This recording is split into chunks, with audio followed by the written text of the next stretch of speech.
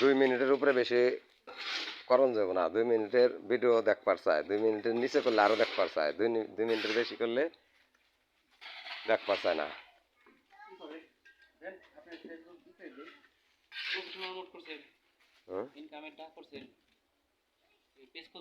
না